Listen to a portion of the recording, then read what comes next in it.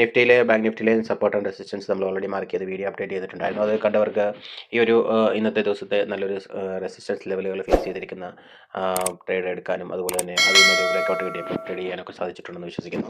Okay, ഇതായിരുന്നു ഇന്നലത്തെ നമ്മുടെ ലെവൽസ്. നമ്മുടെ ഒരു ഓപ്പണിംഗ് ലെവൽ 24,480 ആ റേഞ്ചിലുണ്ടായിരുന്നെങ്കിൽ ഒരു റെസിസ്റ്റൻസ് ആയിട്ട് ആക്ട് ചെയ്യുന്ന ലെവലായിരുന്നു 24,587 എന്നുള്ള റേഞ്ച്. അത് 100 പോയിന്റ്സ് ലെവലാണ് നമ്മളതിനെ മാർക്ക് ചെയ്യുന്നത്.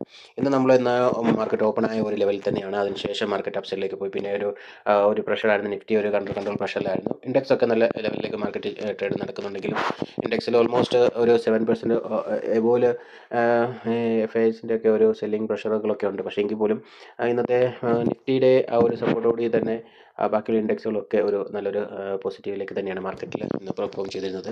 അതനുസരിച്ച് നോക്കുമ്പോഴത്തേക്കും നിഫ്റ്റി അണ്ടർ പ്രഷറിലാണെങ്കിലും ബാങ്ക് നിഫ്റ്റിയുടെ ഒരു സപ്പോർട്ട് വളരെ കുറവായിരുന്നു. ആ ഒരു റേഞ്ച് ഒരു മോർണിംഗ് ടൈമിൽ ഇരുന്ന സമയത്ത്. അതിന് ശേഷം ഒരു ബ്രേക്കൗട്ട് കിട്ടി മാർക്കറ്റിൽ അപ്സൈഡിലേക്ക് മൂവ്മെൻറ്റ് വന്നിരിക്കുകയാണ്. അപ്പോൾ ഈ ഒരു പാറ്റേൺ തന്നെ നാളെയും ഞാൻ എക്സ്പെക്ട് ചെയ്യുന്നുണ്ട്. കാരണം വെച്ചാൽ ഈ ഒരു അപ്സൈഡിലേക്ക് മൂവ്മെൻറ്റ് പോകും. നാളെ ഒരു എക്സ്പയറി ഡേ ടൈമാണത്. എങ്കിൽ പോലും ഏത് രീതിയിൽ ആക്ട് ചെയ്യുമെന്ന് അറിയത്തില്ല. അപ്സൈഡിലേക്ക് ഒരു മൂവ്മെൻറ്റ് കിട്ടാനുള്ള സാധ്യതയുണ്ട്. ഇന്നത്തെ പോസിറ്റീവിലാണ് ഏറ്റവും കുറേ മാർക്കറ്റ് നല്ലൊരു ട്രേഡ് ചെയ്തിരുന്ന ഒട്ടുമുക്കാൽ സമയങ്ങൾ. അപ്പോൾ ഇന്നത്തെ നമ്മൾ ലെവൽസ് 24,570 ആ ലെവൽസൊക്കെ സപ്പോർട്ട് ആൻഡ് റെസിസ്റ്റൻസ് ആക്ട് ചെയ്തിട്ടുണ്ടായിരുന്നു. ഇപ്പോൾ മാർക്കറ്റ് ക്ലോസ് ആയിരിക്കുന്നത് 24,630 ഇവിടുന്ന് മാർക്കറ്റ് ഒരു അപ്സൈഡ് മൂവ് നോക്കുകയാണെങ്കിൽ നമ്മൾ ബിഗ് ടൈം ഫ്രെയിമിലിട്ട് നമുക്ക് അതിനെ ലെവൽസ് മാർക്ക് ചെയ്യാം. ഒരു 100 പോയിൻറ്റ്സിൻ്റെ എബവ് മൂവ്മെൻറ്റ്സ് ആണ് നാളെ എക്സ്പെക്റ്റേഷന് എൻ്റെ. അതുപോലെ തന്നെ ആ രീതി നോക്കുകയാണെങ്കിൽ നമുക്ക് ഈ ഒരു മൂവ്മെൻറ്റ്സ് ഇന്നിപ്പോൾ ക്ലോസ് ആയിരിക്കുന്ന ലെവൽസ് നോക്കുകയാണെങ്കിൽ ഒരു 720 അല്ലെങ്കിൽ 720 ആ റേഞ്ചിലേക്ക് മാർക്കറ്റ് ഒരു അപ്സൈഡിലേക്ക് വരാനും അതുപോലെ തന്നെ ഓപ്പൺ ആയിരുന്ന മാർക്കറ്റിൻ്റെ സപ്പോർട്ടീവായിട്ട് ആക്ട് ചെയ്യുന്നതും ഈ ഒരു ലെവൽസ് തന്നെയാണ് ഞാൻ പ്രിഫർ ചെയ്യുന്നത്. കാരണം ഇതിനകത്ത് സപ്പോർട്ടീവായിട്ട് നമുക്ക് ലെവൽ മാർക്ക് ചെയ്യാൻ പറ്റുന്നുണ്ട് 24,537 ആ റേഞ്ചൊക്കെ. അതുപോലെ തന്നെ മാർക്കറ്റിലേക്ക് അപ്പോൾ ഓപ്പൺ ആയാലും ഡബിൾ ഓപ്പൺ ആയാലും നമുക്ക് 24,600 ആ റേഞ്ചിലേക്ക് മാർക്കറ്റ് ഓപ്പൺ ആയാൽ മാർക്കറ്റിൽ റിവേഴ്സ് മൂവ്മെൻറ്റ് അപ്സൈഡിലേക്ക് കിട്ടാൻ വളരെ സാധ്യത കൂടുതലാണ്. അതുപോലെ തന്നെ നാളത്തെ മാർക്കറ്റിൻ്റെ പ്രത്യേകത എക്സ്പയറി ആയതുകൊണ്ട് തന്നെ മാർക്കറ്റ് നല്ലൊരു വോളറ്റൈലും അതുപോലെ മാർക്കറ്റിൻ്റെ ഡയറക്ഷൻ നമുക്ക് മോർണിംഗ് ടൈം തന്നെ കൺഫേം ചെയ്യാൻ സാധിക്കത്തില്ല. ഒരു സെക്കൻഡ് ഹാഫിൽ തന്നെ മാർക്കറ്റ് വളരെയേറെ റിവേഴ്സലായിട്ട് വന്ന് ഒരു നല്ലൊരു ട്രേഡ് നടക്കാനും സാധ്യത വളരെ കൂടുതലാണ്. അപ്പോൾ നിങ്ങൾ സ്വന്തമായിട്ട് ഇതൊരു വീഡിയോസ് കണ്ടതിന് ശേഷം നമ്മുടെ ചാനലിലെ വീഡിയോസ് കണ്ടതിന് ശേഷം ആ ഒരു സപ്പോർട്ട് ആൻഡ് റെസിസ്റ്റൻസ് ലെവലുകൾ നിങ്ങൾക്ക് മാർക്ക് ചെയ്ത് യൂസ് ചെയ്യാൻ പറ്റുന്നതാണ്. അതിനകത്ത് പിവറ്റിൻ്റെ ഒരു സപ്പോർട്ടായിട്ട് നോക്കുകയാണെങ്കിൽ നമുക്ക് റെസിസ്റ്റൻസ് ലെവൽ ഓൾമോസ്റ്റ് ഏതാണെന്നുള്ളത് ഇതിനകത്ത് മനസ്സിലാവും. നാളത്തെ ലെവൽസ് നോക്കുകയാണെങ്കിൽ എനിക്ക് നമ്മൾ മാർക്ക് ചെയ്തിരിക്കുന്ന ആ ലെവൽസിൽ തന്നെയാണ് നാളെ നമുക്ക് ആ ഒരു നല്ലൊരു പ്ലാറ്റ്ഫോം നമുക്ക് കിട്ടുക. ഓക്കെ, അപ്പം ബാങ്ക് നിഫ്റ്റിയിൽ ഏത് ലെവൽസാണെന്നൊക്കെ നമുക്ക് നോക്കാം. നമ്മൾ ഇന്നലെ മാർക്ക് ചെയ്ത ഒരു ലെവൽസാണ് ബാങ്ക് നിഫ്റ്റിയുടെ. ഇതിനകത്ത് റെസിസ്റ്റൻസ് ലെവലായിട്ട് വെച്ചിരുന്നത് 55,370 ആ റേഞ്ച് ആയിരുന്നു. ഓപ്പണിംഗ് ആയിട്ട് നോക്കുകയാണെങ്കിൽ 54,900 റേഞ്ചിലേക്കായിരുന്നു. മാർക്കറ്റ് ഈ ഒരു രണ്ട് റേഞ്ചിൻ്റെ മിഡിലായിട്ട് ഓപ്പൺ ആവുകയും അതുപോലെ തന്നെ ഇന്ന് ക്ലോസ് ആയിരിക്കുന്ന മാർക്കറ്റിൻ്റെ ക്യാൻഡിൽ എന്ന് പറയുന്നത് റെഡ് ക്യാൻഡിലാണെങ്കിൽ തന്നെ മാർക്കറ്റിലൊരു നല്ലൊരു അപ്സൈഡ് മൂവ്മെൻ്റ് ഒക്കെ കിട്ടുവാൻ ഇടയൊക്കെ ഉണ്ടായി. കുറച്ച് ലേറ്റായിട്ടാണെങ്കിലും മോർണിംഗിൽ ഒരു പ്രഷർ റേഞ്ചിലേക്ക് പോയിട്ടുണ്ടെങ്കിലും ഒരു ബ്രേക്കൗട്ട് നടന്ന ടൈമുകൾ ഒരു 12 മണിക്ക് ശേഷമൊക്കെ നമുക്കൊരു അപ്സൈഡ് മൂവ്മെൻറ്റിലേക്ക് വരാൻ സാധ്യത ഉണ്ടായിട്ടുണ്ട്. മാർക്കറ്റ് അനുസരിച്ച് നിഫ്റ്റി അതുപോലെ തന്നെ അപ്സൈഡിലേക്ക് പോവുകയും ചെയ്തു.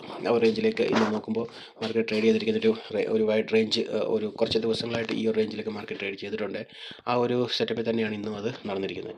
നാളത്തെ നമുക്കൊരു സപ്പോർട്ട് ആൻഡ് റെസിസ്റ്റൻസ് ആക്ട് ചെയ്ത് നോക്കാമെന്ന് വിചാരിച്ചാൽ ബാങ്ക് സെക്ടറും കാര്യങ്ങളൊക്കെ ഓക്കെ ആയിരുന്നു. ബാക്കി ഇൻഡെക്സുകളൊക്കെ ഓക്കെ ആയിട്ടാണ് പെർഫോം ചെയ്തെങ്കിൽ പോലും ബാങ്ക് നിഫ്റ്റിയിൽ അത്രയും പെർഫോമൻസ് വന്നില്ല.